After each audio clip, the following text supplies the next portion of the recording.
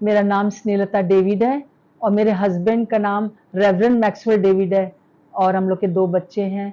और मैं आज आपको बताना चाहती हूँ कि किस प्रकार से 57 ईयर्स पहले जो था, अब मैं 70 साल की हूँ, उस समय मैं 13 साल की थी।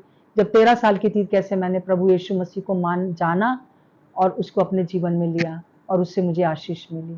सबको जय मसीह की।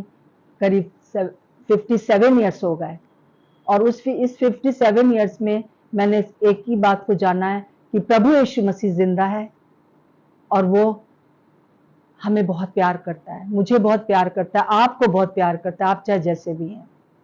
मेरा जन्म एक ऐसे परिवार में हुआ जहां पर 12 साल की उम्र तक मैं प्रभु यीशु मसीह के बारे में कुछ भी नहीं जानती थी।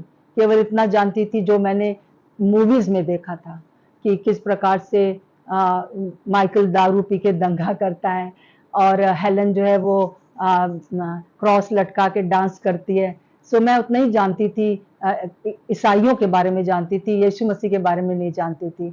और कभी जब पिक्चर्स में देखा करती थी यीशु मसीह क्रूस पे बेचारे लटके हुए हैं, तो वो बेचारा यीशु मसीह। परंतु मेरे अंदर एक बहुत ज्यादा अभिलाषा थी कि सच्चा परमेश्वर कौन है और कौन है जो कि मुझे प्यार करता है, कौन मुझसे बात करेगा। और मैं जैसे स्कूल से आती थी वैसे बैग रख के सीधा अपने जो मेरा घर लाजपत नगर लखनऊ में है, वहाँ पर जितने भी हमारे धार्मिक स्थान है वहाँ जाया करती थी। और हर एक जगह पर खड़े होकर मैं पूछती थी कि भगवान आपने मुझे लड़की क्यों बनाया। मुझे बहुत गुस्सा आता था कि मैं लड़की क्यों हूँ, क्योंकि मेरे बाद 2 भाई हैं और मेरे मेरे मेरी 2 बहनें थी और वो लोग जो थे उनके साथ बहुत अच्छा व्यवहार होता था कि वो लोग रिक्शे पर एक इंग्लिश मीडियम स्कूल में जाया करते थे।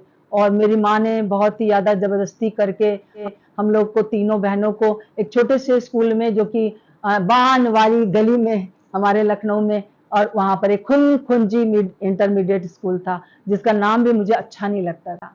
और मुझे बहुत खराब लगता था कि मेरे भाई लोग तो टाई लगाकर और बोतल टांग के रिक्शे में जाते हैं और हम लोग पैदल जाते थे और पैदल आते थे।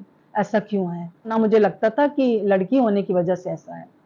फिर उसके बाद दूसरी बात जो मैं भगवान से करती थी, वो कहती थी मैं आपने मुझे सुंदर क्यों नहीं बनाया, गोरी चिट्टी क्यों नहीं बनाया। क्योंकि मेरी बहनें बहुत साफ रंग की थी, जैसे पंजाबी लोग होते हैं। मेरा जन्म एक खुराना पंजाबी परिवार में हुआ था। सो और मेरे भाई लोग भी साफ रंग के थे, मेरा रंग फर्क था। सो बचपन से मैं सुनती आ रही थी पता नहीं कहाँ से काली कलूटी पैदा हो गई। तो ये चीज मुझे बहुत दुख लगती थी और मैं भगवान से पूछती थी अगर लड़की बनाया तो सुंदर क्यों नहीं बनाया। मेरी दोनों बड़ी बहनों को तो सब प्यार करते हैं, मुझे कोई प्यार नहीं करता है। और मैं जो पढ़ाई में बिल्कुल अंडा बटा पराठा थी, हर अप्रैल में फेल हो जाती थी। पर मेरी माँ पता नहीं जाके क्या टीचर जी से बात करती थी तो वो प्रमोट हो जाती थी। परंतु मुझे हिंदी तक पढ़ना नहीं आती थी। तो हर समय ये मेरे पास एक ये रहता था, मैं सही नहीं हूँ, मैं अच्छी नहीं हूँ, मैं काली हूँ, मैं पढ़ने में अच्छी नहीं हूँ, इसलिए मुझे कोई प्यार नहीं करता है। तो तीसरा प्रश्न मेरा ये होता था कि भगवान अगर आप मुझे प्यार करते हैं तो आज आप मुझसे बात कर लीजिए। और वेट करती रहती थी क्योंकि वो दोपहर का टाइम होता है, सब मंदिरों के शटर्स बंद हो जाते हैं और समय नहीं खुला जाता था। उस बाहर खड़े होकर कि अब शायद भगवान कुछ कहेंगे। फिर मैंने कहना शुरू किया ठीक है आप बात नहीं कर सकते हो, थोड़ा सा मुस्कुरा दीजिए। तो वो मुस्कुराहट के लिए भी मैं बहुत देर तक वेट करती कि शायद अब मुस्कुराएंगे और ये मुस्कुराहट मेरे लिए होगी कि वो मुझे प्यार करते हैं। और ये सारी चीजें मुझे नहीं मालूम था कि इस वजह से हो रही है। मुझे अपने 9 साल की उम्र तक नहीं मालूम था।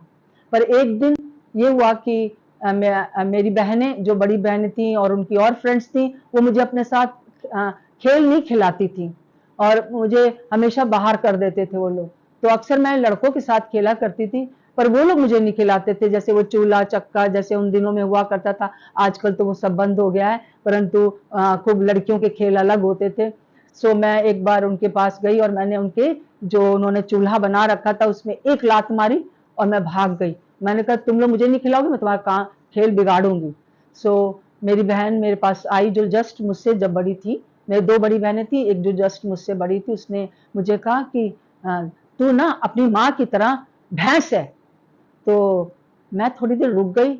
मैंने कहा क्या मतलब, क्या मेरी मम्मी भैंस है और तुम्हारी मम्मी? तो उसने कहा कि मेरी मम्मी तो गाय है। तो मैंने कहा कि कैसे, ये मेरी मम्मी कौन है फिर? तो उसने मुझे बहुत गुस्से में कहा कि तुम्हें पता है तुम्हारी मम्मी जो है वो जो चौक में उधर रहती है, वो जिनको हम बीबी जी कहते हैं, बीबी जी मतलब मेम साहब, तो वो तुम्हारी मम्मी है।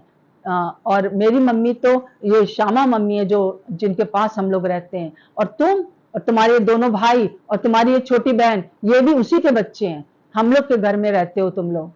और ये चीज सुनकर मेरे को पूरा मतलब कि मेरा सारा हिल गया सब कुछ।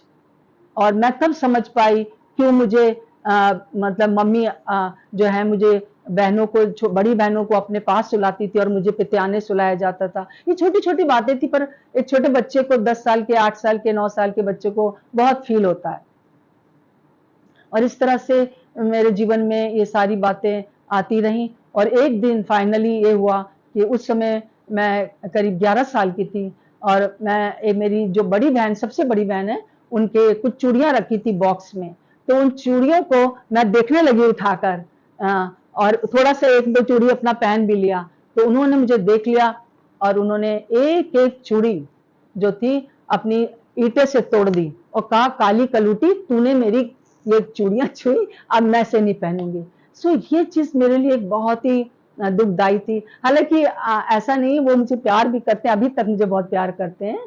पर ये था कि उस समय वो भी टीन एज में थे और उन लोग को भी ये पता था कि मैं उनकी अपनी सगी बहन नहीं हूँ, सौतेली बहन हूँ। तो बचपन में जो कुछ भी उन्होंने मेरे साथ व्यवहार किया, उसकी वजह से खैर मुझे बहुत दुख हुआ उस दिन।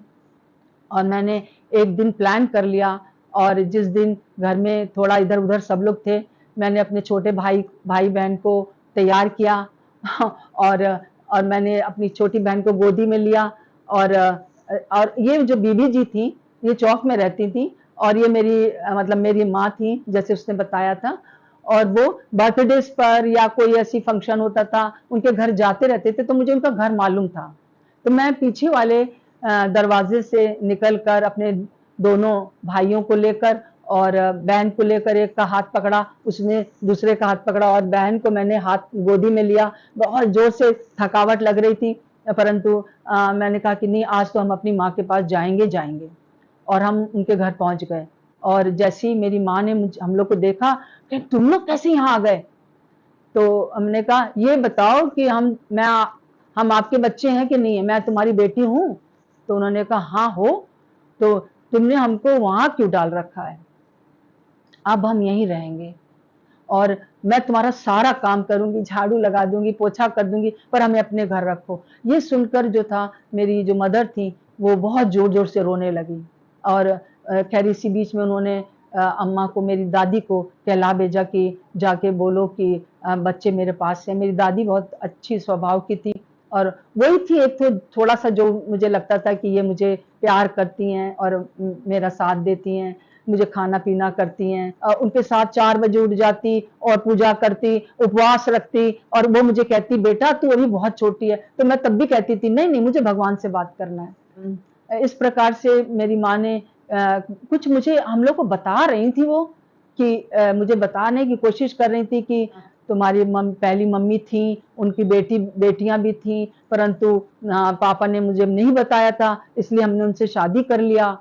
तो कुछ इस प्रकार से उन्होंने कहा। उस समय तो मुझे ज्यादा समझ नहीं आया, बस मुझे यही समझ में आया कुछ वो अपना बता रही हैं, कि उनका दुख बता रही हैं, और हम भी उनके साथ रो रहे थे, चारों के चारों।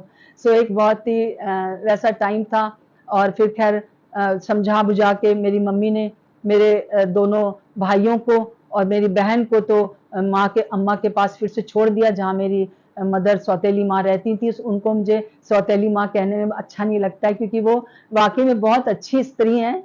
और उन्होंने मुझे कभी मारा नहीं, कभी मुझसे बुरी तरह नहीं बोला, परंतु वो बात भी नहीं करती थी मुझसे, जैसे अपनी बेटियों से प्यार दिखाती थी। वो नेचुरल था। अब मैं इस बात को समझ सकती हूँ।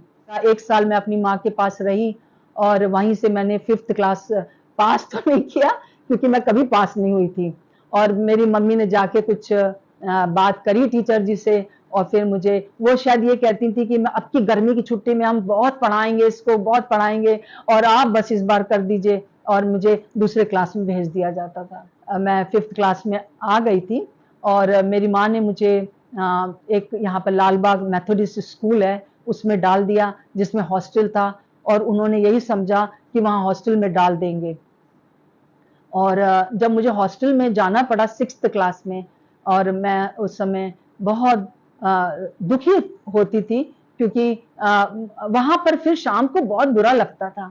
मम्मी की बड़ी याद आती थी कि, और मम्मी ने कहा कि मैं तुमको अपने साथ नहीं रख सकती हूँ, क्योंकि वो नर्स थी, उनको किसी भी टाइम पर ड्यूटी पे जाना है, ये है वो है, नहीं तो तुम जाकर अम्मा के पास रहो, दादी के पास रहो। तो वो मुझे बिल्कुल नहीं पसंद था, इसलिए मैं वहाँ पे जाना मुझे पसंद आ गया, और मैं हॉस्टल चली गई। और जैसी मैं हॉस्टल में पहुंची, तो बहुत सी लड़कियां आ गई, और उन्होंने कहा, हाँ भाई क्या खाना लाई हो, और और उन्होंने मेरा सारा खाना खत्म कर दिया। इवन जो कुछ मेरी मौसी आई हुई थी, तो उन्होंने कुछ पकवान वगैरह भी बनाए थे, वो भी खा डाले, और मुझसे मेरा नाम तक नहीं पूछा। और ये चीज जो थी, और जैसे कि सोने पे सुहागा कहते हैं, बहुत दुख लग गया। यहाँ तो कोई अजीब से लोग हैं, कोई कोई प्यार मोहब्बत है ही नहीं। सो वो लोग चले गए, और इस तरह से मेरा जीवन वहां पर हॉस्टल में कटने लगा। 6th क्लास पूरा खत्म हो गया, बीच बीच में घर जाती थी, और फिर उसके बाद छुट्टियों के बाद फिर आ जाती थी। और पर 7th क्लास में एक बहुत ही अद्भुत बात मेरे साथ हुई, जिसने मेरा जीवन बदल दिया। हमारे हॉस्टल में 2 आंटी लोग आते थे, जो कि उन्होंने पूरा 6-7 वीक आए वो लोग। उन्होंने एक बार आके बताया सारी लड़कियों को, करीब हम लोग 350 लड़कियां थे, और वो एक हॉल में हम लोग को बिठा दिया जाता था, और उन्होंने पूरा फ्लैनन बोर्ड के ऊपर बहुत सुंदर पिक्चर लगाकर, पिक्चरें चिपकाकर, फ्लैनन होता था उस पर पिक्चर चिपकाते थे। और ये काफी पुरानी बात है, मतलब 57 ईयर्स हो गए। तो उस समय ऐसे ही किया जाता था, और वो आंटी जो बताती थी बहुत अच्छी लगती थी वो मुझे। और उन्होंने बहुत अच्छे से बताया कैसे दुनिया बनी, कैसे दुनिया में पाप आया।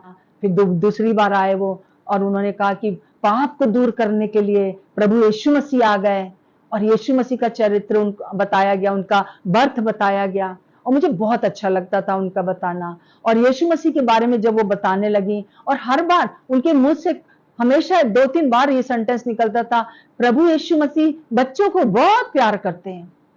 तो इस प्रकार से मुझे वो भगवान अच्छे लगने लगे। मुझे लगा कि ये भगवान है जो हमसे जरूर बात कर लेगा, और हमको जो है हमको बताएगा कि हम उसको प्यार, वो मुझे प्यार करता है। और इस उसमें मैं बैठी हुई थी, हर बार सुन रही थी उनकी बातें। फिर एक दिन आए वो लोग, हफ्ते में एक बार आते थे, और मैं पूरे हफ्ते भर वेट करती थी। और उन्होंने बताया कि यीशु मसीह कैसे मारे गए, उनको कैसे कीलों से ठोका गया, ये वो। और वो मुझे बहुत दुख लगा। और वो आंटी लोग चले गए, और चलने से पहले एक आंटी ने कहा, अब हम आखिरी बार एक बार और आएंगे। हमने कहा, अब मैंने सोचा अपने मन में, अब क्या करने आओगे, अब तो मर गया, अब तो यीशु मसीह मर गया। सब बच्चे खाना खाने के लिए चले गए, क्योंकि वो शाम का टाइम होता था। परंतु मैं अपने, हम लोग को हॉस्टल में एक डॉर्मेट्रीज होती थी, उसमें छोटे छोटे बाथरूम के साइड के क्लोजेट होते थे साइज के, और वहां पर हम लोग अपना बॉक्स रख सकते थे, और अपनी चीजें रख सकते थे। वहां पर भी मैंने अपना पूरा सजा रखा था कि मैं रोज अपना पूजा पाठ वहां भी करती थी।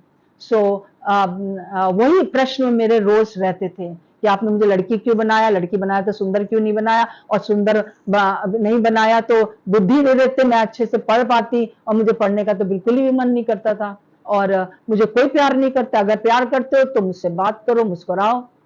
तो ये मेरा रोज का रहता था। उस दिन मैं जाकर उसी बॉक्स पर बैठ गई, और मैं जैसे पहले खुश हो रही थी कि अब ये भगवान बात कर लेंगे, अब मुझे लगा कि ये भगवान तो मर गए, अब क्या बात करेंगे, अब मरने के बाद कौन बात करता है। परंतु मैं पूरे हफ्ते वेट करती रही, और प्रभु का धन्यवाद हो कि जिस दिन आंटी लोग आए, उन्होंने ये बात बताई कि कैसे यीशु मसीह मुर्दों में से तीसरे दिन जिंदा हो गए। और ये चीज पहले तो मुझे बहुत अच्छी लगी, मैंने कहा अरे ये तो जिंदा हो गया। परंतु बाद में मेरी जो जो क्रिटिकल खोपड़ी थी, वो बताने लगी मुझे, अरे बकवास है, और लोकल कहानी है और कुछ नहीं है। तो फिर मैंने अपने आप को वो कर लिया, चलो ठीक है। मेरी दादी माँ बहुत कहानियां मेरी अम्मा सुनाया करती थी मुझे, मैं सुनती थी। और उस समय भी जो मेरा वो जो था मन में जो इच्छा थी, वो मैंने जब आखिरी में आंटी लोग प्रार्थना कर रहे थे, तो उस समय मैंने एक छोटी सी प्रार्थना करी अपने मन के अंदर। मैंने कहा, प्रभु यीशु मसीह, ये आंटी लोग बता रहे हैं कि आप जिंदा हो गए और आप मुझे प्यार करते हैं, तो आप मुझसे बात करिए। बस इतना ही मेरा कहना था। और सब बच्चे खड़े हुए थे एक्चुअली में, क्योंकि आखिरी में प्रार्थना हो रही थी।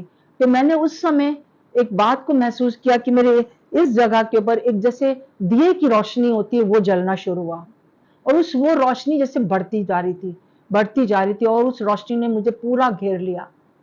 और उसके बाद मुझे ऐसा लगा मैं बहुत हल्की सी हो गई हूँ, और कोई मुझे गोदी में ले रहा है, और कोई बड़ा सा आदमी है गोदी में ले रहा है, और जैसे मैं फील कर सक रही थी।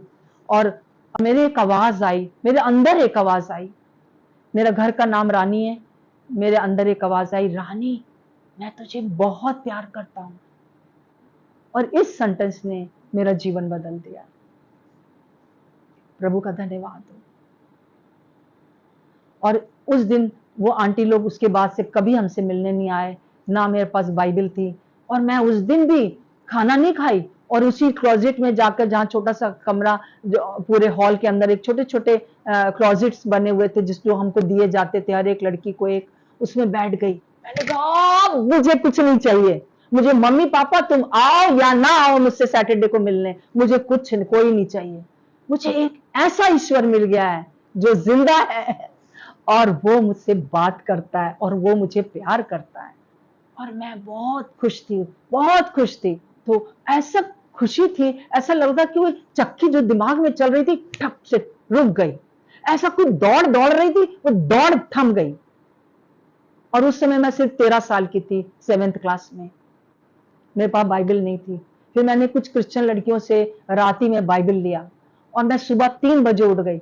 और उसके बाद ये मेरा रूटीन बन गया कि मैं लड़कियों से बाइबल लेती और 3 बजे उठ जाती, और बाथरूम में बैठकर, क्योंकि डॉर्मेट्री की लाइट ऑन करना मना था, सो इसलिए मैं बाथरूम में बैठकर वहां पर बाइबल पढ़ती। शुरू से बाइबल पढ़ने लगी, और मुझे हिंदी हिंदी आती नहीं थी। हिज्जे लगा लगा के आ से आदि ऐसे कर ना, इस प्रकार से मैं पढ़ने लगी शुरू से बाइबल। और हालांकि देर लग रही थी मुझे, परंतु जब मैं यहाँ पर पहुंची कि परमेश्वर ने मनुष्य को अपने स्वरूप, अपनी समानता में बनाया, इसको मैंने कई बार पढ़ा, कई बार पढ़ा। और मुझे लगा कि आंटी ने जो जीसस को दिखाया था, यीशु मसीह को, कितने सुंदर थे। और उन्होंने मुझको अपनी तरह बना लिया है। मैं अब सुंदर हूं, मैं बुद्धिमान हूं, मैं बहुत अच्छी हूं। और ये चीज मुझे मालूम है कि सिर्फ होली स्पिरिट ने मेरे जीवन में उस समय काम किया। और मैं पढ़ के दिखाऊंगी, और मैं बताऊंगी कि मैं अपने आप से भी पास हो सकती हूँ। और क्योंकि हर रोज मुझे क्लास में भी बहुत डांट पड़ती थी, कोई भी चीज के लिए कई बार बाहर खड़ी रहती थी कान पकड़ के। क्यों? क्योंकि मैं पढ़ नहीं पाती, लिखने में अंडा बटा पराठा कुछ भी नहीं आता था मुझे। और सब लोग मुझे बोलते थे, कैसे तुम पहुंच गए स्नेहलता खुराना, इस क्लास में कैसे पहुंच गई।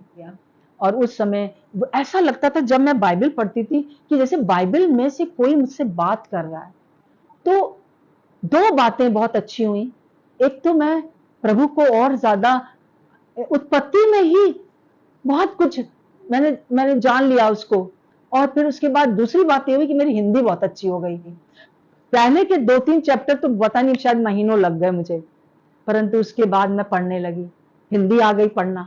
और फिर उसके बाद जो है एक अजीब सा कॉन्फिडेंस आ गया। मैं प्रभु को जान गई थी, मैं यीशु मसीह को ये जान गई थी कि ये एक ऐसा परमेश्वर है जो जीवित है और मुझे बहुत प्यार करता है, और वही मुझे चाहिए था। और फिर सारे बच्चे खेलने के लिए जाते थे, मैं कहीं ना कहीं बैठकर कोने में सम्स लगाती रहती, पढ़ती रहती कुछ कुछ, क्योंकि मुझे ये आ गया था मैं अब की बार पढ़ के दिखाऊंगी। ये टीचर जी जो मुझे हर समय बोलते रहते, ये अब नहीं बोलेंगे। मेरी जो बहन मुझे कहती थी, बड़ी वाली बहन, कि तू भांडे मांजेगी, मतलब पंजाबियों में भांडे मतलब होता है बर्तन मांजेगी। मैं भांडे तो मैंने मांजती हूँ, अभी भी मांज लेती हूँ। तो परंतु प्रभु का धन्यवाद हो कि मैं सबसे ज्यादा अपने घर में 6 बच्चों में सबसे ज्यादा मैं पढ़ पाई। सो प्रभु का धन्यवाद हो थी। और पहली बार अपने आप से 7th क्लास में मैं अपने आप पास हो गई। सो अभी भी एक जैसे टीन एज में होता है, बहुत सी दूसरी लड़कियां भी थी। पहले तो मेरा कोई दोस्त ही नहीं था। उसके बाद में जब ये सब चीजें मेरे अंदर से जो सेल्फ पिटी और सब हीन भावना ये सब दूर हो गई, तो मेरे बहुत से दोस्त बन गए। और मुझे तब पता चला कि मैं कहानियां बना के सुनाती थी लोगों को, और पता नहीं क्या क्या डांस वांस भी कर लेती थी उन लोगों के साथ। और फिर उसके बाद मेरे जीवन में उनसे भी बहुत सी चीजें सीखने लगी।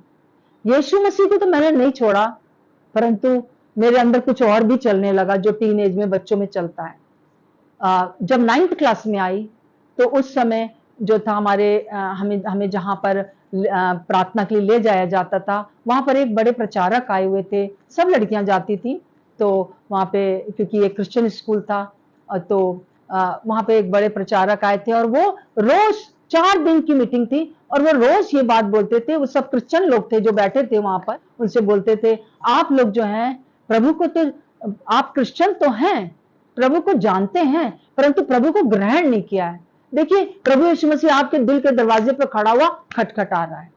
और मुझे ऐसा लगता था कि जैसे कोई मुझसे बात कर रहा है। मैं यीशु मसीह को यहां से तो जान गई हूं, परंतु यहां बुलाया नहीं है। तो हर रोज का ये रहता था। और वो हर रोज आखिरी में बोलते थे कि जो भी प्रभु यीशु मसीह को ग्रहण करना चाहते, मतलब जो ये कहना चाहते, यीशु मसीह आप मेरे लिए दुनिया में आए, आप मेरे लिए मारे गए, आप मेरे लिए गाड़े गए, तीसरे दिन जिंदा हो गए, अब मेरे सारे पापों को माफ कर दीजिए, मेरे अंदर आ जाइए। ये रोज का ऐसा था कि रट गया था मुझे।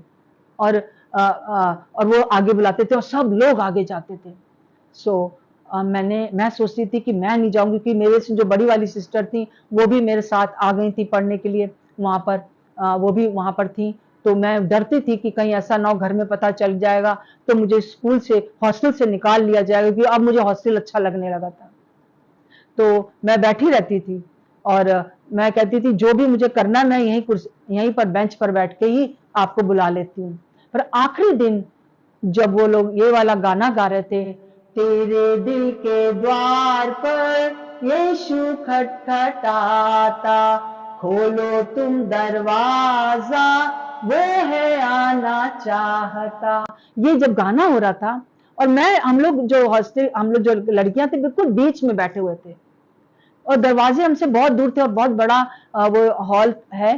तो ऐसा मैं आंखें बंद थी, मैंने बिल्कुल खटखटाहट को सुना जैसे कोई दरवाजे पे खटखटा रहा है।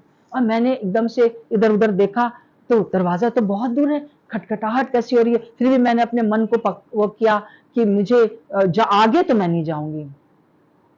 ठीक है प्रभु, मैं आपको अभी ग्रहण कर लेती हूँ, आगे नहीं जाऊंगी। परंतु 3rd बार जब आवाज आई दरवाजे की, उस समय मुझे लगा कि किसी ने मेरे पीठ के ऊपर ऐसे हाथ रखा और मैं सीधी खड़ी हो गई। और कैसे मैं आगे गई और कैसे वो छोटे छोटे पाप जो उन दिनों मैंने किए थे, वार्डन को तंग करना, और मैंने एक बार चीटिंग भी किया था। मुझे कोई संस्कृत में रूप नहीं आता था, वो रूप लिख के लेके गई थी वो और कबीर दास की जीवनी, ये सब मुझे आंखों के सामने आने लगा कि ये सब भी मैं प्रभु को भी मान रही थी, प्रभु को नहीं छोड़ा था, परंतु और किसी को कुछ नहीं सोचती थी मैं, परंतु वो सारी चीजें भी मेरे जीवन में आ रही थी। मैं कहा प्रभु मुझे इस पाप के लिए माफ कर दीजिए, इस पाप के लिए माफ कर दीजिए। मुझे नहीं पता मैं कैसे आगे चली गई। जो लोग वहां पर थे उन्होंने मेरी सहायता करी और मेरे लिए प्रार्थना करी। और मैं जब हॉस्टल आई तो जो वार्डन थी उन्होंने मुझे अपने कमरे में बुलाया और बहुत डांटा और कहा तुम हिंदू लड़की हो ना। मैंने कहा जी। तो तुम क्यों आगे गई, कौन है तुम्हारा बॉयफ्रेंड वहां पर। हमने कहा मेरा कोई बॉयफ्रेंड नहीं है, तुम लोग सब बदतमीज लड़कियां हो और वहां बॉयफ्रेंड के चक्कर में खड़े हो जाते हो। अब मेरे को यहाँ तो इतना इतना ज्यादा मेरे जीवन में काम हुआ और एकदम से ये डांट, तो समझ में नहीं आ रहा था कि, और उन्होंने कहा यहाँ वरांडे में बैठी रहो, जब तक मैं ना कहूं तब तक, वो उनकी सजा होती थी। और वो वार्डन जो थी उन्होंने मुझे अपने वरांडे में करीब 1 घंटा 1.5 घंटा बिठाए रखा। और मैं जो सोचने लगी कि मैं अगर क्रिश्चियन घर में पैदा होती तो कितना अच्छा होता, क्योंकि मेरा मेरा कोई ना बॉयफ्रेंड है, ये मेरे पर इल्जाम लगा रही, गुस्सा आ रहा था मुझे। परंतु मैंने उस समय एकदम स्वभाव जैसे चेंज सा लग रहा था। जब मेरी माँ को पता चला कि मैं बाइबल पढ़ती हूँ, तो उन्होंने मुझे मारा भी। 9th क्लास में एक्चुअली पता चल गया था। उस समय से वो मेरे पीछे थी कि तुम बाइबल नहीं पढ़ोगी इस घर में, और पापा तुम्हारे बहुत गुस्सा हो जाएंगे। फिर एक दिन उन्होंने मुझे बताया कि देखो, मैं एक क्रिश्चियन परिवार से हूँ, तुम्हारे नाना नानी क्रिश्चियन है, और वो लोग एक्चुअली में एक मेथोडिस्ट चर्च में जाते थे जो कि बरेली में था, और वो शायद सिर्फ क्रिसमस पर और ईस्टर पर और ऐसे जब टाइम पर ही चर्च जाया करते थे। तो मम्मी ने कहा, देखो, जो हस्बैंड का रिलीजन होता है वो वाइफ का हो जाता है, और जो वाइफ का रिलीजन होता है वो बच्चों का हो जाता है। इसीलिए हमने तुम्हें कभी प्रभु के बारे में नहीं बताया। ये 9th क्लास में जब मैं गई थी बाइबल लेकर, तभी उन्होंने मुझे बताना शुरू किया, और बहुत जगह मुझे ले गए, ताकि मेरा वो सोचते थे कि एक भूत है, उतर जाए। हॉस्टल में जो है इतने साल बीत गए, और 12th में मैं आ गई थी, और अब ये था कि एग्जाम्स होंगे, घर चली जाऊंगी, और उसके बाद विवाह का बारे में बात हो रही थी घर पर। सो मैं इससे पहले कि हॉस्टल से जाती, मुझे बहुत दुख था, परंतु मैं जानना चाहती थी कि मुझे शादी करनी किससे है, क्या जहाँ माता पिता कह रहे हैं, या जहाँ प्रभु क्या चाहता है। सो मैंने अपने एग्जाम से पहले, 12th के एग्जाम से पहले 3 दिन का उपवास रखा, और जैसे ही स्कूल से आती और बस अपने क्लोजेट में बैठ जाती और प्रार्थना करती और वचन पढ़ती और पूछती रहती।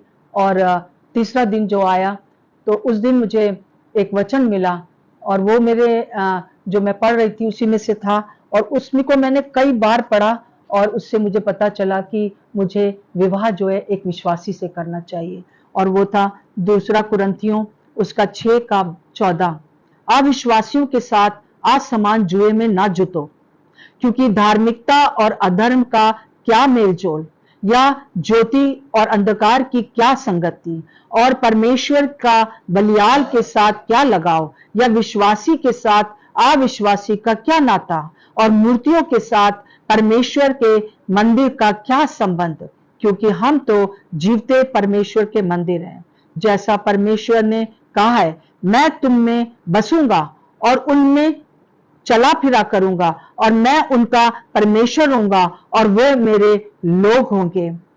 18वीं आयत में जैसे लिखा हुआ है, और मैं तुम्हारा पिता होऊंगा और तुम मेरे बेटे बेटियां होंगे। ये सर्वशक्तिमान परमेश्वर का वचन है। इसको मैंने कई बार पढ़ा, और मुझे यही समझ में आया, मैं जो कि पवित्र आत्मा का मंदिर हूं, मुझे पवित्र आत्मा के मंदिर अर्थात एक विश्वासी से ही शादी करनी है। एक ऐसे जुए में नहीं जुटना है जो कि असमान हो। सो मैंने इस बात को अपने मन में ठान लिया कि मैं एक विश्वासी से ही शादी करूंगी। परंतु मैं बहुत उस दिन रोई, और बहुत मैंने अपने आप को प्रभु के सामने रखा, और उस रात को मुझे एक सपना आया, जो मैंने पूरी रात वो सपना देखा। बीच में 2 बार वॉशरूम भी गई, पर जैसा लग रहा था कि एक मूवी चल रही है, वहीं से स्टार्ट होता था। मैंने देखा, मैं एक स्थल से, ऐसे जो धार्मिक स्थल है वहां से निकली हूँ, और मैं बहुत रो रही हूँ। कोई सब्जेक्ट है जिसकी वजह से मैं रो रही हूँ, कोई चीज है जो मुझे परेशान कर रही है। और जैसे ही मैं उस स्थल से बाहर आई हूँ, तो 2 तरफ रास्ते हैं, एक मेरे दाहिनी तरफ, एक मेरे बाएं तरफ। सो पहले मैं बाएं तरफ गई हूँ, और वहां पर मैं एक दूसरे स्थल पर पहुंच गई हूँ, जहां पर जो कि धार्मिक स्थल था। वहां भी मुझे बिल्कुल शांति नहीं मिल रही है, और मैं सोच रही हूँ कि कौन मुझे बताएगा कि मुझे क्या हो गया है। और फिर उसके बाद मैं वहां से भी निकली हूँ, और फिर जो मैं इस साइड से जब निकल के एक सामने के रास्ते पे जा रही हूँ जो कि दाहिनी ओर था, तो वो मैं उसकी तरफ जाने से मैं जा रही हूँ, और दूर से देख रही हूँ एक बहुत सुंदर चर्च है, और उस चर्च की ओर मैं बढ़ती जा रही हूँ। वो बहुत दूर है वहां से, और मैं पैदल जा रही हूँ, और जैसे कि एक आवाज आ रही है पीछे से, एक जैसे कोई गाना गा रहा है कि मैं तुम्हारे साथ हूँ, मैं तुम्हारे साथ हूँ। इस प्रकार का एक बहुत सुंदर एक कोई गाना जैसे गा रहा है। और फिर जब मैं उस चर्च के सामने खड़ी हुई, तो वहां पर दरवाजा जो है खुला हुआ है, और वो वैसा नहीं है जैसे कि बेंचेस होती हैं और सामने पुलपिट होता है, वैसा नहीं है वो। मैं देख रही हूँ कि एक जैसे कि एक रास्ता बना हुआ है उस चर्च के अंदर से, और उस चर्च के दोनों तरफ जो है, जो सड़क है उसके दोनों तरफ बहुत सुंदर वृक्ष लगे हुए हैं, और मैं जैसे कि एक फुटपाथ पर जा रही हूँ और मैं रोती जा रही हूँ। वहां पर भी मुझे समझ नहीं आ रहा है कि मैं क्यों रो रही हूँ। और उसी समय एक मैं आवाज सुनती हूँ, और एक डंडे की आवाज सुन रही हूँ। ऐसा लग रहा है कोई ओल्ड मैन मेरे पीछे आ रहा है, और जब मैंने पीछे मुड़कर देखा है तो वो कह रहा है, बेटी बेटी रुक जाओ, बेटी रुक जाओ। और मैं रुक गई हूँ, और मुझसे वो मुझे एक चिट्ठी पकड़ा रहा है और कह रहा है कि बेटा मेरे लिए ये पढ़ दो। तो जब मैंने उस चिट्ठी को पढ़ने लगी हूँ तो मैं देख रही हूँ कि ये तो मेरी राइटिंग है, तो ये कैसे इनके पास पहुंची है। और जो मैं पढ़ने लगी हूँ तो वो मेरी वही प्रार्थना है जो मैंने प्रीवियस डे की थी कि यीशु मसीह मुझे बताइए मुझे किससे शादी करना है और क्या करना है, और बड़ा मुश्किल हो जाएगा, और ये और वो बहुत पूरा चिट्ठी लिखी हुई है। और वो मुझे देखकर मुस्कुरा रहे हैं और कह रहे हैं, चिंता मत कर, मैं हूं। जब से तू वहां से निकली है ना पहले वाले स्थान से, उस समय से मैं तेरे साथ हूं। तू उधर भी गई, फिर तू इधर आई है, अब मैं तेरे साथ हूं। तू अपनी शादी की चिंता ना कर, मैं सब कुछ पूरा करूंगा। और उसके बाद से मेरे मन में ये एक बहुत अंदर से एक आश्वासन हो गया कि कुछ नहीं होगा मेरी शादी गड़बड़, और मुझे स्टैंड लेना पड़ेगा। बस मुझे ये कहना है अपने घर में कि मैं शादी करूंगी तो एक विश्वासी से करूंगी। और परंतु प्रभु ने मुझे बहुत अच्छे से गाइड किया कि मैंने घर में आकर, जब शादी की बात चल रही थी, तो मैंने आकर ये नहीं कहा मैं शादी नहीं करूंगी और ये और वो। एक पवित्र आत्मा ने बताया मुझे। मैंने उनसे कहा कि देखिए पापा मम्मी, मैं और पढ़ना चाहती हूँ, और मेरे घर में कोई भी 12th क्लास से ज्यादा नहीं पढ़ पाया था। सो मेरे पापा ने कहा चलो एक लड़की पढ़ रही है, पढ़ाओ, मेरी माँ से कहा। और ये हुआ कि उन्होंने मेरा एडमिशन इस आईटी कॉलेज में करा दिया, जो इजेबेला थोबर्न कॉलेज है वहां पर। कई बार बहुत मुश्किल हुई, मार भी खाई और 4 महीना मुझे स्कूल कॉलेज से रोका भी गया कि तुम स्कूल नहीं जाओगी, वहां से बर्बाद हो गई हो, वहां से बर्बाद हो रही हो। और बहुत जगह मुझे ले गए ताकि मेरा वो सोचते थे कि एक भूत है उतर जाए। और यहाँ पर लखनऊ में भी बहुत से बाबाओं के पास ले गए, और बहुत बार बाद में मेरी माँ ने मुझे बताया 8 साल तक हमने तुम्हारे ऊपर मतलब पापा ने और हमने जो है तुम्हारे ऊपर बहुत से जादू टोने किए। और जब मैं 8 साल के बाद जब मैं कॉलेज जाने लगी थी और मेरा बीए खत्म होने वाला था, तो अब मेरे पापा ने मुझे कहा तुम चर्च जाना चाहती हो। और उसका कारण ये था कि जिस तांत्रिक के पास वो लगातार जाते थे, और बहुत से काम उनके हुए तांत्रिक के द्वारा, हमारे घर में बहुत कुछ होता था, परंतु उसने ये कहा कि तुम जो हो खुराना साहब, अब इस लड़की के लिए मेरे पास मत आना, पता नहीं इस छोटी सी लड़की में क्या है, कौन सी आत्मा है, परंतु जो भी है वो भगवान है बहुत पावरफुल, तो उसको मानने दो ना, क्या है वो भी तो भगवान है। उन दिनों में बहुत इस प्रकार का अच्छा सा फीलिंग था हमारे देश में। सो मेरे पापा ने कहा कि तुम चर्च जाना चाहती हो, मैंने कहा हाँ, तो जाओ चर्च जाओ, परंतु मैं तुम्हें आने जाने के पैसे नहीं दूंगा, तुम अपने आप खर्च करना। तो मेरी एक फ्रेंड थी जो कि आईटी कॉलेज में मेरे साथ पढ़ती थी, वो मुझे बेथल लेकर आई। हम लोग के अभी हम जहाँ रहते हैं वहाँ पास ही में है, और वहाँ पे पास्टर सर्वानंद लाल एक बहुत अच्छे पास्टर थे, एकदम पिता के समान, उन्होंने मुझे प्रेम किया। और मेरे पापा ने कहा इसकी हम फीस जमा नहीं करेंगे। जब मैं बीएड कर रही थी यहाँ लखनऊ में, तो उन्होंने कहा हम तुम्हारी फीस जमा नहीं करेंगे, तुम जाओ। तो मैंने सोच लिया था मैं किसी से नहीं शेयर करूंगी। अगर इन लोगों ने हर समय मेरा बाहर बोर्ड पर, नोटिस बोर्ड पर नाम लिखा रहता था, स्नेहलता पे your fees otherwise you will be not accepted in exam तुम नहीं दे पाओगी। परंतु एक लड़की ने जो मेरे साथ बीएड कर रही थी, उसने अंकल को बता दिया था। अंकल ने मुझे बुलाया और कहा हम तुम्हारी फीस जमा करेंगे, तुम बीएड करो और हम सब कुछ करेंगे।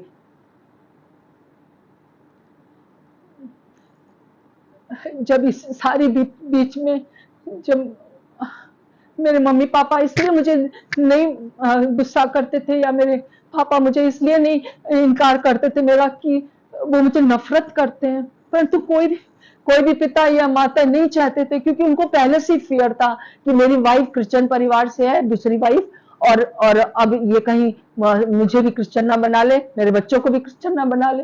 तो उनके अंदर जो फियर था उसकी वजह से वो, और मेरी मम्मी उनका साथ देती थी ये दिखाने के लिए कि मैं नहीं चाहती कि ये क्रिश्चियन बने। मेरी जो दादी थी उन्होंने, वो बहुत समझदार स्त्री थी, कभी मैंने उनको बुराई करते या कुछ भी किसी का, जैसे लोग लेडीज बैठ जाते हैं, उन्होंने मेरे बुराई करें बैठकर, वो अक्सर मेरे पापा से कहती थी जो भी भगवान मान रही है मानने दो इसको, और इसकी किसी क्रिश्चियन लड़के से शादी कर दो, क्योंकि जो बीमारी इसके अंदर लग गई है ना वो तुम्हारे दूसरे बच्चों में भी लग रही है। मेरा भाई भी बाइबल पढ़ने लगा, मेरी बहन भी सुनने लगी, तो कहीं मेरी जो मम्मी आशा रानी थी, आशा को भी ना कहीं ये भूत सवार हो जाए, सो इसको निकालो यहाँ से। सो इस प्रकार से उनके मन में ये बात आई, और हालांकि वो एकदम कभी कभी थोड़ा ढील दे देते, परंतु तो फिर वो ऐसा ऐसा बात कर देते थे वो लोग कि मैं बहुत टूट जाती थी। मेरे पापा कई बार रात रात भर अपने मंदिर में लेटे रहते थे कि तू जब तक दिया नहीं जलाएगी तब तक मैं खाना नहीं खाऊंगा। मैंने कहा मैं आपके लिए सब कर दूंगी, पर मैं अपने यीशु को नहीं छोड़ सकती। और बहुत जादू टोना पहले से ज्यादा हमारे घर में बढ़ गया, बहुत बाबा लोग आने लगे, बहुत लोगों ने जो है वो इस प्रकार से किया, पर एंड में मेरे ऊपर कोई असर हुआ नहीं, किसी का भी किसी का असर नहीं हुआ बहुत।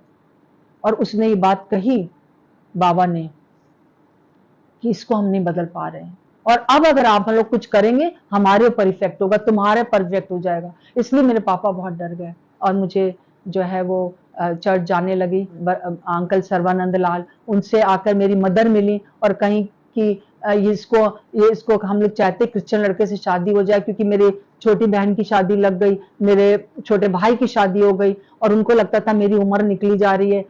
और उन दिनों में मैं वाइट कपड़े पहनने लगी थी, मुझे लगता था मुझे शादी वादी नहीं करना है, परंतु वो कहती थी ये विधवा की तरह रहती है और ये शादी नहीं करेगी तो नाक कट जाएगी, ये है वो है। और जब मैं तैयार हुई कि ठीक है मैं किसी क्रिश्चियन से शादी करूंगी, तो बहुत से ऐसे ऐसे मेरे पास आए लोग, मतलब मुझे देखने के लिए, जो प्रभु को नहीं जानते थे, विश्वासी नहीं थे। मैं सबसे पहले बात पूछ लेती थी कि प्रभु ग्रहण किया है, सो उनको पता नहीं होता था। फिर कोई 7th डे के पास्टर आए, मैंने कहा ये भी विश्वासी नहीं है। मेरी मम्मी बहुत गुस्सा करती थी, तुझे कौन सा ईसाई चाहिए बता, तू झूठ बोलती है, तू शादी ऐसे बहुत कुछ मुझे घसीटा गया यहाँ से वहां, बहुत सी बातें बीच में हुई, बहुत सा दुख भी उठाया मैंने, और मैंने अपने मम्मी पापा को भी बहुत दुख दिया। और मैं हमेशा ये कहती थी मैं एक ऐसे व्यक्ति से शादी करूंगी जो यीशु मसीह को बहुत प्यार करता हो और प्रभु का एकदम बिल्कुल डेडिकेटेड हो।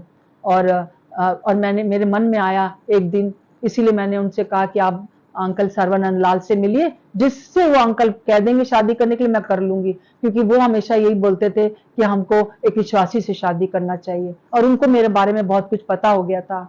मैं अंकल सर्वानंद लाल, उन्होंने हमारी शादी, मेरी शादी लगाई, और मेरे हस्बैंड मैक्सवेल डेविड एक जगह पर कार्य करते थे और इसी कलीसिया में आते थे। मैं प्रभु को धन्यवाद देती हूँ अपने हस्बैंड के लिए कि उन्होंने बहुत बातें सहन कर, मेरे सारी बातें देखने के बाद भी जो है वो मेरे साथ शादी के लिए तैयार हुए, और उनको प्रभु ने कहा और उनको भी प्रभु ने तैयार किया। इनफैक्ट जब जैसे ही एक बार पहली बारी मैंने उनको देखा था, मेरे मन में ये बात आई थी 1.5 साल पहले कि ये है व्यक्ति तुम्हारे लिए, विवाह के लिए मैंने चुना है। परंतु मैंने इस बात को किसी से नहीं कहा, क्योंकि मुझे डर था कि एक लड़की का इस प्रकार से बोलना। और कई बार प्रपोजल भी किसी ने कहा कि चलो मैक्सवेल भैया से क्यों नहीं शादी कर लेती हो, हमने कहा नहीं तुम कर लो। तो मतलब मेरी फ्रेंड ने कहा मेरी शादी तो लग गई है। सो इस प्रकार से भी बातें हुई, परंतु मैंने कहा मैं अपने मुंह से नहीं कहूंगी। परंतु प्रभु का धन्यवाद हो, एग्जैक्ट टाइम पर हम लोग का एंगेजमेंट हुआ। उस टाइम भी मेरे पापा जो थे वो कभी तैयार हो जाते, कभी मुलायम हो जाते, कभी फिरौन की तरह उनका मन हार्ड हो जाता, और कभी फिर से जादू टोना करते, बहुत कुछ। सिर्फ ये कि वो ही सोचते थे कि ये मेरे से कैसे जीत गई। और जब हम लोग की शादी हुई 25 मई 1978 में, तो उस समय जो था एक भाई के पास मेरे पापा बैठे हुए थे, वो बकायदा शादी में आए, उन्होंने आगे आकर मुझे दिया, सब कुछ किया, परंतु उन्होंने कहा ये जीत गई, मैं हार गया। तो उन्होंने कहा नहीं अंकल, इसका जो परमेश्वर जो इसके अंदर रहता है ना, वो जीत गया। कहा हाँ है तो कुछ ना कुछ बात। सो इस प्रकार से मेरा विवाह हुआ। और उसके बाद, इससे पहले कि हमारा विवाह होता, मैं एक कुल पहाड़ मिशन स्कूल में झांसी के पास पढ़ाती थी, और मेरे हस्बैंड भी यहाँ काम करते थे, लिविंग लिटरेचर सेंटर में मैनेजर थे। हम दोनों का एंगेजमेंट हो गया था, और उस दिनों में फोन तो होता नहीं था, परंतु लेटर्स हम लोग लिखते थे एक दूसरे को एंगेजमेंट के बाद। तो मैंने उनको लिखा कि मैं एक दिन 7th क्लास में पढ़ा रही थी, ज्योग्राफी टीचर थी मैं। उस समय मेरा दिमाग जैसे बिल्कुल ब्लैंक हो गया, क्या है इन लोग को कौन प्रभु के बारे में बताएगा, ज्योग्राफी तो कोई भी पढ़ा देगा, परंतु इनको यीशु मसीह के बारे में कौन पढ़ाएगा। मैंने इनको ये लेटर में लिखा कि मेरे मन में आ रहा है कि मुझे प्रभु की सेवा करनी है। और उधर से हम लोग का एक लेटर क्रॉस हुआ, और इन्होंने लिखा कि मेरे मन में आता है कि इस मैनेजर के काम को कोई भी कर लेगा, परंतु मैंने जैसे प्रभु यीशु मसीह को पाया है, मुझे भी दूसरों को बताना है। उसी समय हमारे पास UESI, union of evangelical student of India का एक प्रपोजल मेरे हस्बैंड के पास आया, और बस ये था कि हम लोग May 25 को शादी हुआ, और 1 जून को हम लोगों ने इस संस्था को में हम लोगों ने ज्वाइन किया, जहां पर कि कोई तनख्वाह नहीं होती थी, परंतु जो सब कुछ जुड़ जाके मद्रास में होता था वो हम लोग को बट जाता था। पहली बार जब पैसे मिले तो सिर्फ 250 रुपए मिले। तो उसमें हम दोनों ही अच्छे परिवार से आते थे, खाने पीने का और ओढ़ने पहनने का कोई कमी नहीं था, परंतु वहां हम लोग कई दफा एक 15-15 दिन भूखे रहे। परंतु हम लोगों ने सोचा कि हम लोग अपने पेरेंट्स से कुछ नहीं कहेंगे, क्योंकि इनके भी जो परिवार के लोग थे वो बोलते थे कि क्या तू झूला लटकाए घूमता रहता है, और ये काम तो वो लोग करते हैं प्रभु का प्रचार जो कुछ नहीं जानते हैं, जो पढ़े लिखे नहीं होते हैं। परंतु हम दोनों ने इस बात को कमिट किया, और उस बात में हम आगे बढ़े। और एक ही चीज मैं कहना चाहती हूँ, seek you first the kingdom of God and all things will be added unto you. पहले तुम उसके राज्य और धर्म की खोज करो, तो ये सब वस्तुएं तुम्हें मिल जाएंगी। ये उस समय से हमारे जीवन का एक थीम जैसा बन गया था, पहले प्रभु की खोज कर लो, फिर उसके बाद सब प्रभु दे देगा, जैसा मत्ती 6 का उसका 33 में लिखा हुआ है। बहुत सी प्रॉब्लम्स आई, उतार चढ़ाव आए, परंतु प्रभु ने हम लोग को संभाल के रखा, और हम लोग प्रभु की सेवा कर रहे थे। एक बार एक स्टूडेंट जो कि हम लोग के साथ एक विश्वासी स्टूडेंट था, पर पेंटिकॉस्टल था, वो हमारे पास आया। ये थे नहीं घर पर मेरे हस्बैंड, और उसने मुझसे कहा कि दीदी क्या आपको पवित्र आत्मा का बपतिस्मा मिला है। तो मैंने कहा कि ये क्या होता है, इस सब से दूर हमको रखो, हम ये सब अन्य भाषा में नहीं वो करते, हमें बहुत डर लगता है, क्योंकि वो जो अन्य भाषा होती है वो दुष्ट आत्मा होती है, तुम्हें पता है। उसने कहा नहीं नहीं दीदी, ऐसी बात नहीं है, ये एक्सट्रीम लोग ऐसा सोचते हैं। आप एक बार जो है एक सिटिंग में या 2 सिटिंग में पूरा प्रेरितों के काम पढ़िए। मैंने कहा ठीक है मैं पढ़ूंगी। मैंने कहा मुझसे इस बारे में बात मत करना, क्योंकि हम लोग जो जिस चर्च में हम जाते थे वहां पर ये शिक्षा नहीं दी जाती थी कि हमको पवित्र आत्मा से भरना है। एक दिन जब मैंने ये पूरा एक हफ्ते में पूरा 1-2 दिन के अंदर पूरा प्रेरितों के काम पढ़ा, हर जगह था कि जब पवित्र आत्मा उतरा तो लोग भविष्यवाणी करने लगे और अन्य भाषा में बोलने लगे। तो मैंने रुक के कहा प्रभु अगर ये आपकी ओर से है तो मैं ओपन हूं, आप मुझे बताइए। कुछ समय के बस एक ही हफ्ता ही हुआ था कि मेरे हस्बैंड घर पर नहीं थे, वो अपना विजिट के लिए गए हुए थे। किसी ने मेरा दरवाजा खटखटाया, और मैंने दरवाजा खोला, कोई नहीं था। 2:30 बजे रात के फिर एक बार और आया, तो मुझे लगा कि प्रभु चाहता है मैं प्रार्थना करूं, कोई नहीं है तो। मैं उठ बैठ गई और प्रार्थना करने लगी, और घुटने टेक रखे थे। और उस समय मेरी आवाज जो थी वो मेरी जुबान बदलने लगी। मैंने कहा अरे ये दुष्ट आत्मा मेरे पर भी आ गई। एकदम से मैंने अपना मुंह को बंद किया। मैंने कहा यीशु के नाम से दूर हो जा, यीशु के नाम से दूर हो जा। पर वो मेरा अन्य भाषा में प्रार्थना रुक नहीं रहा था। हालांकि मैं अपनी आवाज को कंट्रोल कर पा रही थी, पर मैंने कहा कि जब पूरा आधा घंटे से ज्यादा हो गया तो मुझे याद आया कि यीशु मसीह के जो नाम है उसमें सामर्थ है। क्योंकि मैंने अपने 9th क्लास से ही इस बात को जान लिया था। जब कभी भी मेरे पर जादू टोना होता, जब कभी भी मेरे पर दुष्ट आत्माओं का अटैक मेरे अपने मायके में होता, उस समय मैं कहती यीशु मसीह मुझे बचाइए। तो मुझे बचाइए तो बाद में आता था, पर यीशु मसीह कहते ही वो दुष्ट आत्मा चली जाती थी। तो मुझे ये बहुत विश्वास था कि यीशु मसीह के नाम में सामर्थ है। जब यीशु मसीह के नाम से ये चीज नहीं जा रही है तो मैंने कहा प्रभु मुझे हिंदी में बता दीजिए मैं बोल क्या रही हूँ। और तो उस समय मैं ऐसे घुटने टेक कर प्रार्थना कर रही थी और मैंने देखा कि मेरे चारों तरफ एक बहुत तेज रोशनी आ गई है और मेरे अंदर से कुछ छोटी छोटी काली काली चीजें निकल के जा रही हैं। और मैं एक बार हिंदी में एक बार अन्य भाषा में बोल रही हूँ पूरा सेंटेंस, और फिर दूसरा मैं बोल रही हूँ कि परमेश्वर ने मुझे भय की नहीं परंतु सामर्थ की, प्रेम की और संयम की आत्मा दिया है, जैसा कि तीमुथियुस में लिखा हुआ है 1:7 में। और उस समय मुझे लगा कि सच में मेरे अंदर डर का आत्मा बहुत ज्यादा था। जब मेरे हस्बैंड नहीं होते थे मैं आंख बंद करके प्रार्थना नहीं कर पाती थी।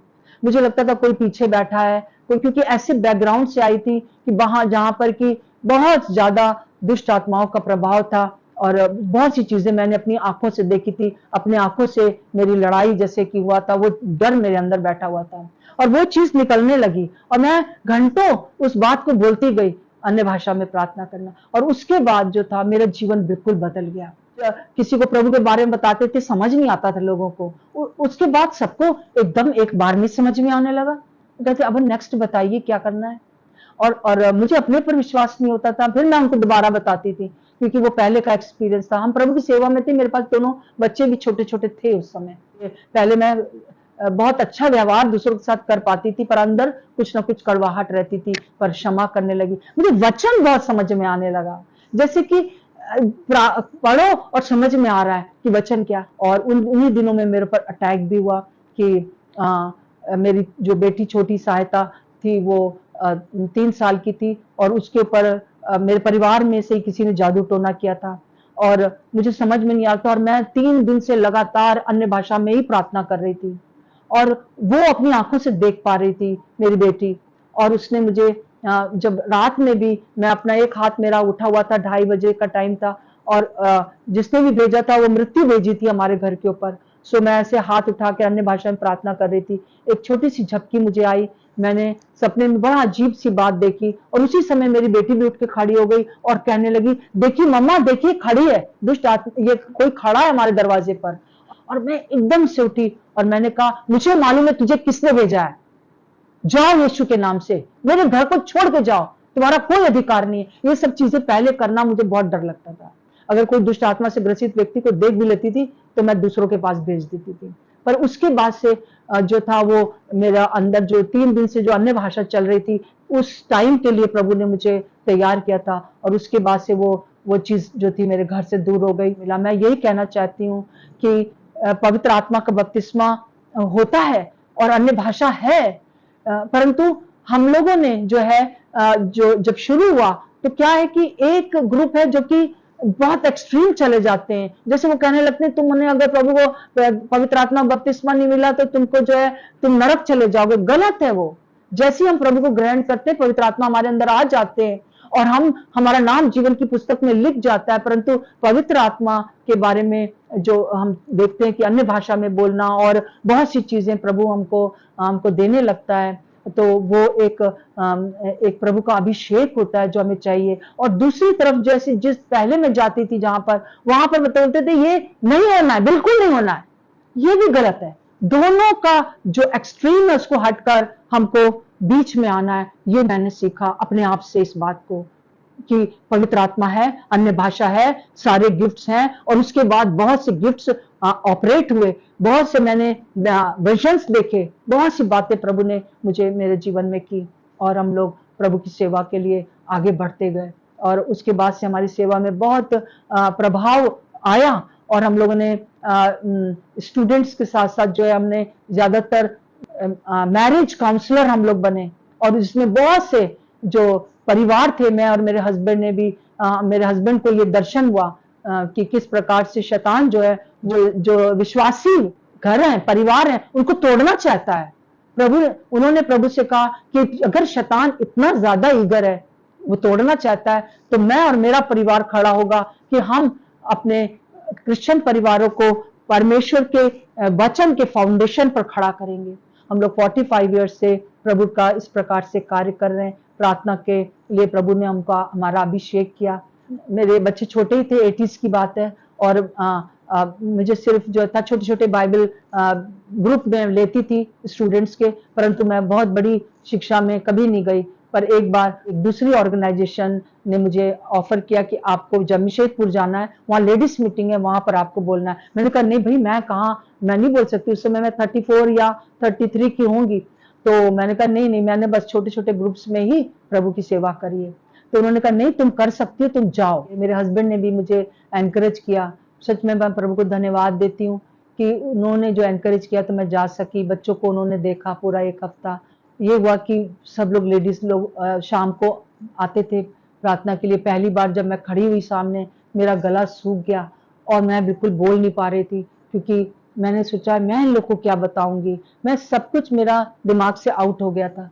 परंतु उसी समय एक बड़ी सी बूंद मेरे ऊपर पानी की गिरी और उस पूरा ऐसे लगा मुझे करंट लगा और फिर मैं बोलने लगी। और जब बोलने लगी तो मैं सारे जो नोट्स याद तैयार करके गई थी बहुत अच्छे से मैं बता सकी। और मुझे विश्वास हो गया कि प्रभु ने मुझे इस प्रकार से लेकर आया है। वरना जो भेजे थे उनको मैं बोल रही थी क्यों भेज दिया उन लोगों ने मुझे यहाँ। फिर दूसरे दिन भी अच्छा गया, पर तीसरे दिन जो लेडी मुझे ले जाती थी वो थोड़ा ओल्ड लेडी थी और कहीं की मैनेजर थी। तो वो मुझे लेके गई और थोड़ा जल्दी हम लोग पहुंच गए। वो बिल्कुल चर्च के बीचों बीच में खड़े होकर मुझे बोलने लगी कि अपने बारे में कुछ बता रही थी, अपना दुख बता रही थी। मैं उनको यस यस तो कर रही थी, पर मैं एक चीज सुन नहीं रही थी, क्योंकि वो भीड़ बढ़ती जा रही थी। जो पहले दिन आए थे उससे ज्यादा लोग आ गए थे, पूरा हॉल भरा हुआ था। काफी लोग थे और ऐसे इतने ढेर लोगों के बीच में मैं कभी खड़ी नहीं हुई थी और मैं वहां से भाग जाना चाहती थी। परंतु उसी समय उन लेडीज से बात करते करते एक बार फिर से वो पानी गिरा और मुझे लगा कि पूरे में करंट जैसे, और एक अंदर से याव आ गया, मैं तेरे साथ हूँ, तू कर सकती है। और प्रभु ने उस दिन भी मेरी बहुत सहायता करी और उसके बाद से जो है ये मिनिस्ट्री बढ़ने लगी। और बहुत सी, उन दिनों में फोन तो होता नहीं था, तो सब लोग एड्रेस देते थे, चिट्ठी कहाँ तक लिखूं 250-300 लेडीज को। तो मैंने एक लेटर की तरह एक मरियम मगदलीनी करके ऊपर लिखा और मैंने उनको लेटर लिखना शुरू किया, एक अनुभव करके जो मुझे उस महीने में अनुभव होता वो मैं लिख के भेज देती। और यही जो एक पन्ने का जो लेटर था वो 2 में, फिर 5 में, फिर इस तरह से पूरा 38 पेज में वो कन्वर्ट हो गया। और ये 30 साल तक मरियम मगदलीनी करके मैगजीन चलती रही।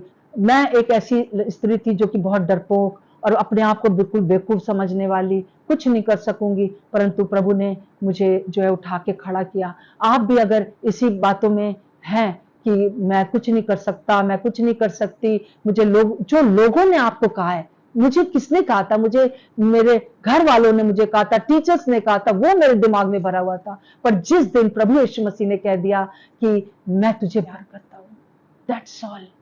और आज प्रभु आपसे भी यही कह रहे हैं, मैं जीवित हूं और मैं तुझे प्यार करता हूं। तो आप अपने कमरे में चले जाइए और कहिए, किसी से कहने की, किसी से पूछने की, किसी कहीं जाने की जरूरत नहीं है। बस इतना कह दीजिए, यीशु मसीह, मैं आप पर विश्वास करता हूँ। मैं विश्वास करती हूँ कि आप मुझे प्यार करते हैं, क्योंकि आप मुझे कह रहे हैं। आप एक धीमी सी आवाज सुनेंगे, क्योंकि प्रभु यीशु मसीह आपके दरवाजे पे खड़ा खटखटा रहा है।